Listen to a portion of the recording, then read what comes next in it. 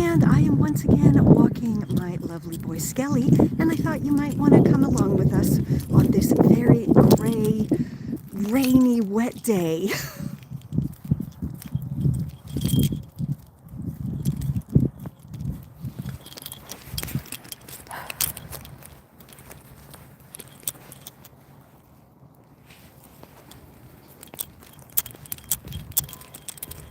So thankfully it stopped raining enough that we can actually go on a little bit of a walk and, get some exercise, get all of our marking out as needed.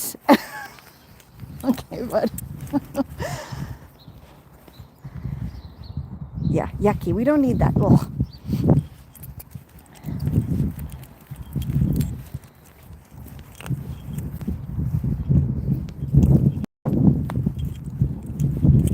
As I mentioned in our previous live walk, Mr. Boy here is getting better and better trained, but he definitely likes to chase squirrels. And somebody had put out like a giant teddy bear for the garbage, and it got all rained on and gross, and so we actually can't walk that way down our block because Skelly is terrified of this giant teddy bear, soaking wet teddy bear that is sitting out by their garbage pickup area.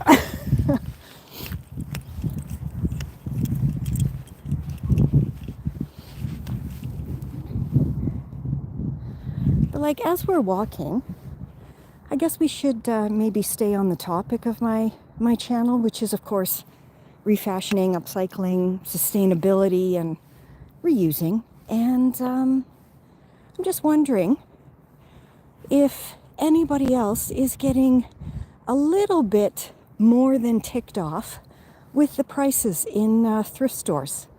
And I realize people, have to go with the times and prices raised, but these are items that people are getting donated.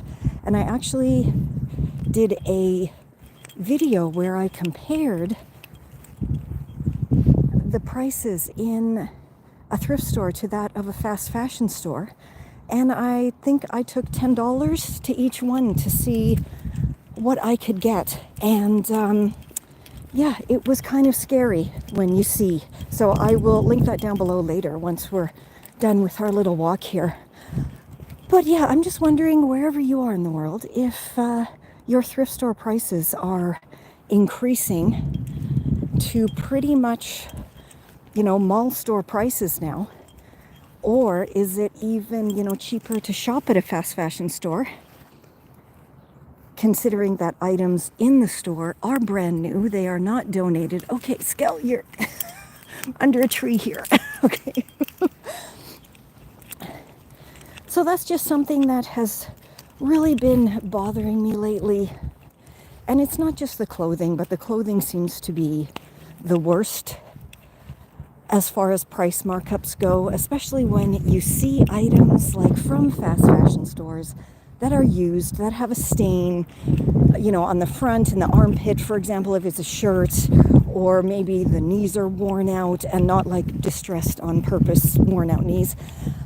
And they're charging more than the original brand new price in the fast fashion store. That really chaps my behind, as the old saying goes, I believe.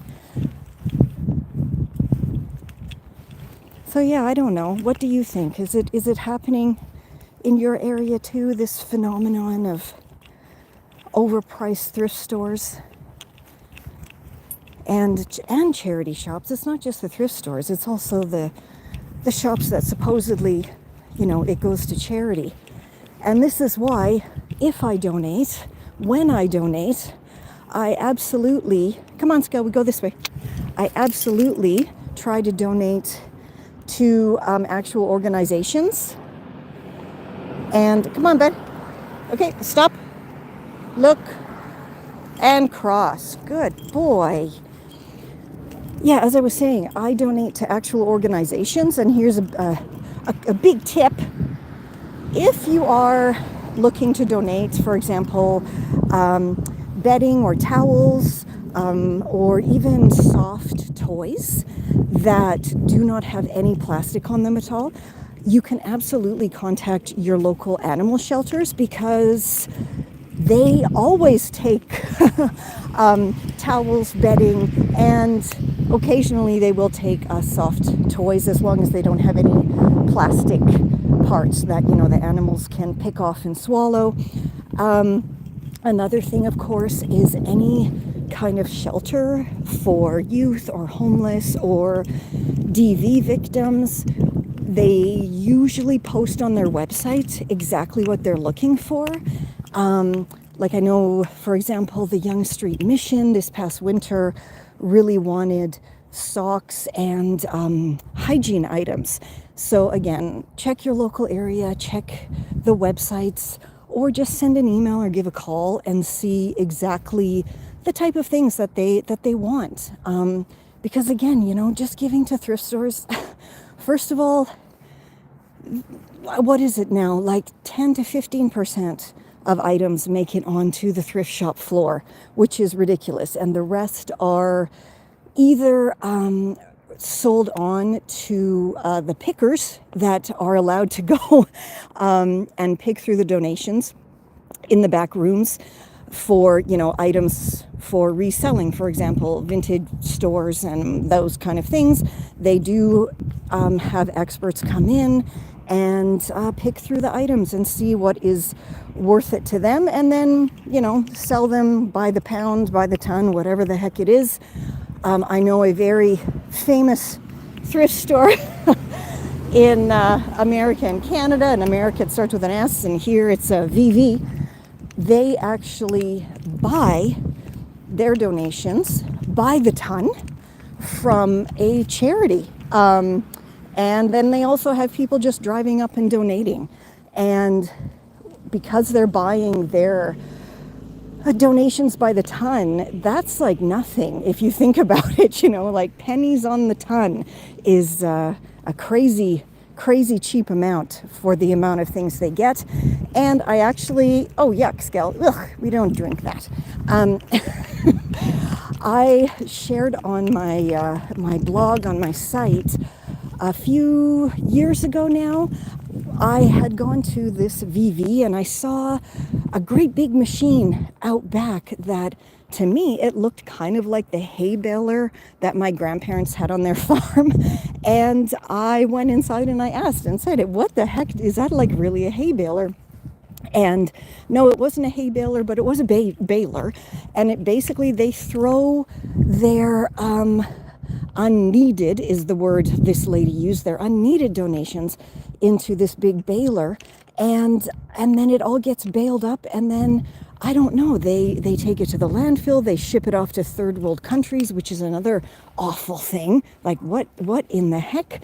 And it's not shipped off there so people can actually reuse it. You know, these are baled items, and I don't know if you have ever seen a hay baler or a baler in general, but everything kind of gets squished. It's almost like, you know, in a junkyard how they squish the cars, but on a smaller scale. And it's you know, items getting squished. So if there was dishes or anything breakable, it's all going to get destroyed and in this machine. So it's definitely not going to be going somewhere to be reused. So as I said, this is one of my biggest tips. If you want to donate, the very first thing to do is ask anybody in your immediate circle if they want the items. Or again, there's apps now, right? Like the Karrot app, which is Karrot. I have a whole playlist on my channel of all of the wonderful items I've gotten from there, but I've also sold items and given away items, because they have an entire section on there which is for free.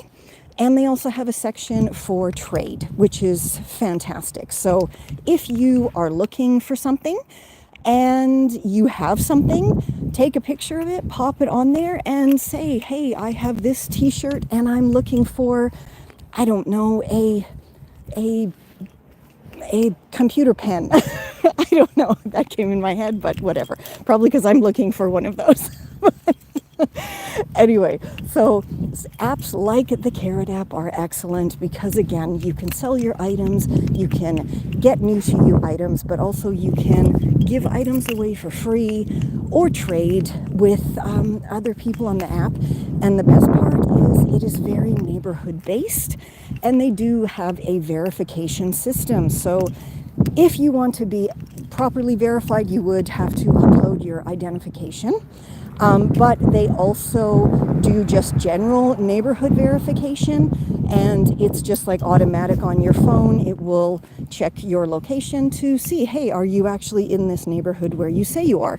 So it's just, little bits of extra safety, especially if you are a woman who is selling things or giving things away.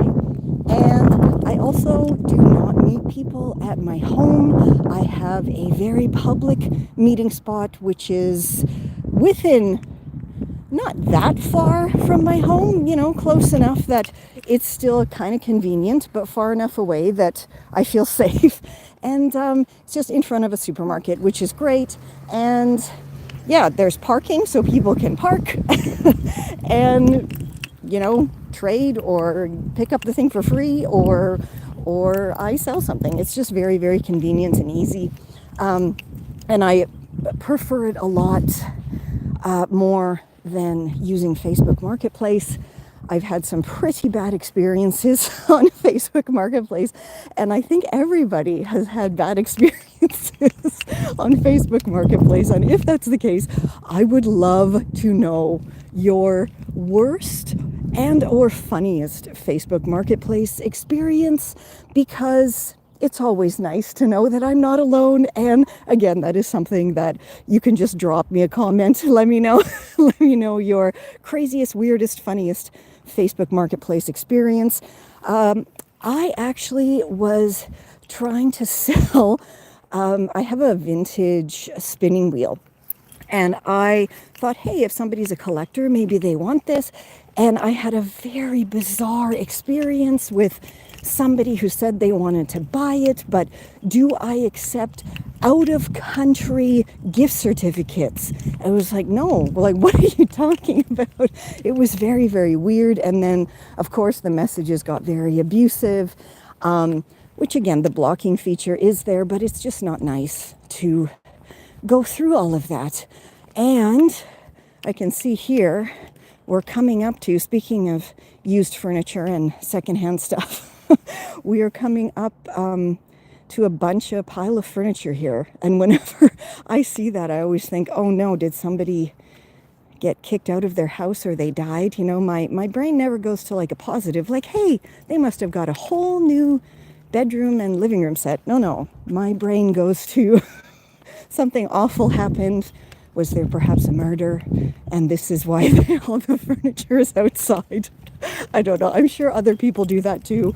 And if you don't, just please let me know that you do, so I don't feel like such a weirdo, because, as a true crime aficionado, I definitely let my mind wander to the most horrible things possible. Skelly's finding loads of wonderful things to smell. But yeah, I will show you this furniture when we go past it.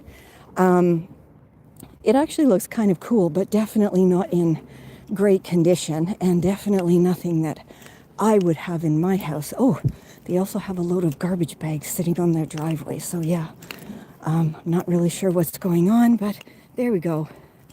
There's the furniture. Skelly's gonna have a good old smell, I think.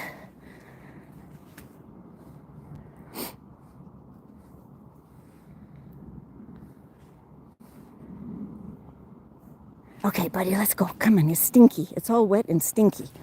So we're just gonna keep going and see if we find anything else. I don't really see anything else, but actually the other evening when I took Mr. Skelly out for his nighttime wander, I found a toy box that was clearly owned by a dog before, and it was like a wooden crate that had been painted with dog paws and polka dots and just looked very, very cute.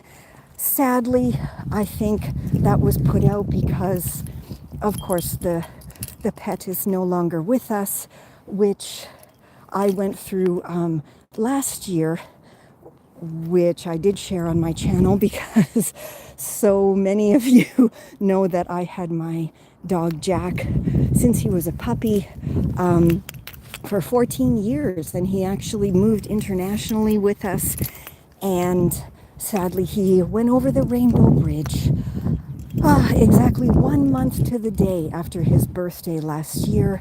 And then this past October, we adopted Skelly here, who is a Mastador. So he is a Mastiff and Labrador mix, and he is technically still a puppy. So he's going to probably be a really big boy. But he's just a big sucky baby and full of love and hugs and energy. So he does get a lot of walks. And if it's nice weather, we definitely are out in the yard playing tag and catch and all of those fun games.